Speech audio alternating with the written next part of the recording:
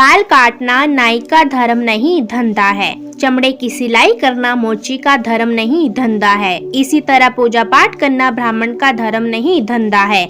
महात्मा ज्योतिबा फुले, जिनके ऐसे 20 विचार जो ब्राह्मणवाद की धज्जियां उड़ा देते हैं और इनका षड्यंत्र सामने आता है। चलो जानते हैं। स्वार्थी ब्राह्मण पंडितों ने आम लोगों, शूद्रों और महाशूद्रों को सदा के लिए गुलाम बनाए रखने और अपने स्वार्थ पूरा करने के लिए धर्म और पाखंड को इजाद किया और इसके समर्थन में अनेक झूठे ग्रंथों की रचना की, जिसमें केवल पाखंड और काल्पनिक कहानियां भरी पड़ी हैं, जिनके जाल में अनपढ़ अशिक्षित जनता को फंसाकर वे अपना उल्लू सीधा करना चाहते थे और प्राचीन काल से कर रहे हैं। ब्राह्मण यह दावा करते हैं कि वह ब्रह्मा के मुख से पैदा हुए हैं। तो क्या ब्रह्मा के मुख में गर्भ ठहरा था? क्या माहवारी भी ब्रह्मा के मुख में आई थी? और अगर जन्म दे दिया तो ब्रह्मा ने शिशु को स्तनपान कैसे कराया?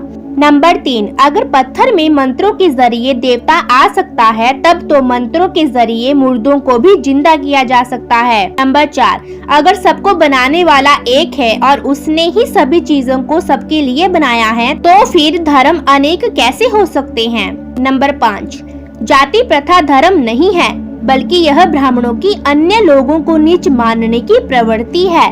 किसी व्यक्ति द्वारा गुजारा करने के लिए किया गया कर्म उसका धंधा है, ना कि धर्म। मंदिरों के देवी देवता ब्राह्मण पुरोहितों का ढकोसला है। दुनिया बनाने वाला एक पत्थर विशेष या खास जगह तक ही सीमित कैसे हो सकता है? जिस पत्थर से मकान, सड़क वगैरह बनाया जाता है, उसमें देवता कैसे हो सकता है?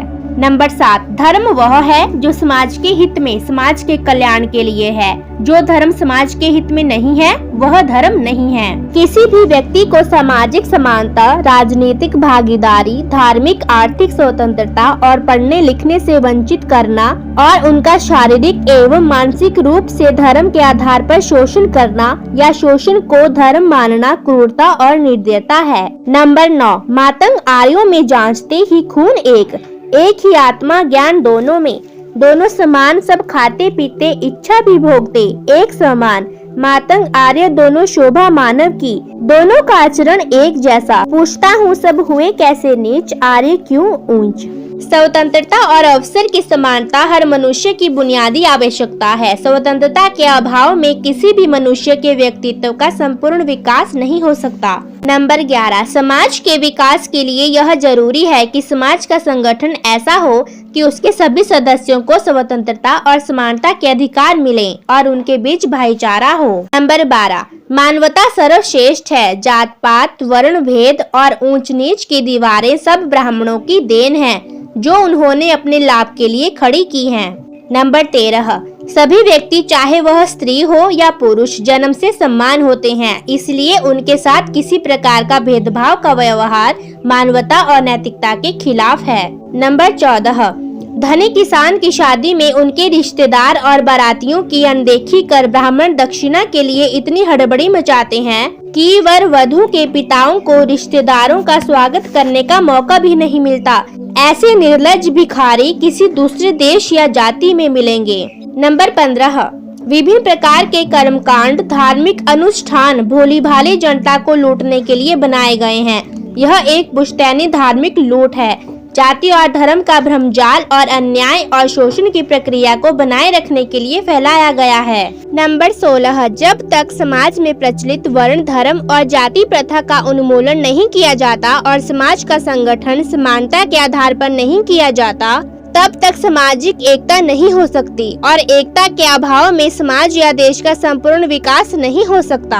नंबर 17, ब्राह्मणवादी अपनी घृणित सोच की वजह से मैला खाने वाली गाय का पेशाब पीकर पवित्र होते हैं, लेकिन एक शूद्र के हाथ का साफ सुथरा पानी नहीं पीते।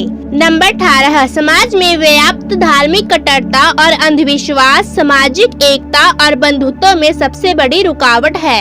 नंबर 19, विद्या बिना गई मति, मति बिन गई गति, गति बिन गई नीति, नीति बिन गया वित्त, वित्त बिन चमराए शूद्र, एक अभिधा ने किए कितने अनर्थ।